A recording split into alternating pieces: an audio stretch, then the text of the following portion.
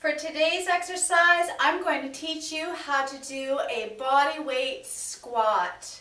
This is a beginner exercise that's going to create the foundation for majority of your leg work. So perfecting this single exercise can mean a lot to your performance in future exercises. So to begin, your feet will be placed slightly wider than your hip distance and a very small turn outward on your toe.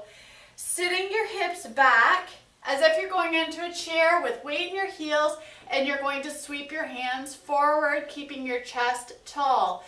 This movement with your hands is going to act as a counterbalance in allowing you to feel like you can comfortably sit your hips back far enough and put lots of weight in your heels without the feeling of falling over. So it's very easy to feel like you're going to fall over, but that counterbalance ahead of you really does help. Do a little check when you're at the bottom of your squat, whether or not you can wiggle your toes.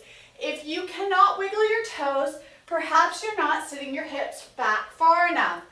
Chest stays lifted up tall, so there's none of this where you're folding forward.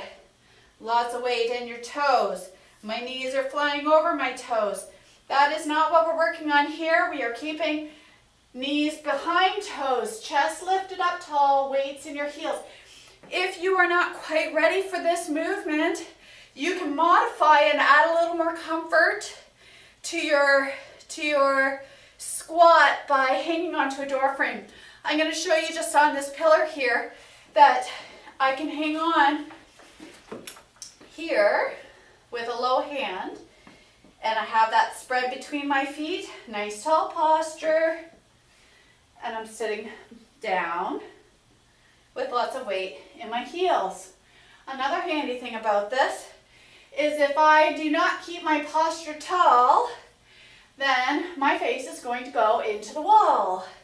That's a fun little encouragement, isn't it? So just use this door frame as your insurance policy to sitting your hips back, keeping weight in your heels and your posture tall. If you're a beginner and that's where you're starting at, let's make these beautiful. Let's make them right, and then you can progress into being able to do them freestanding when you feel a little more comfortable performing these freestanding.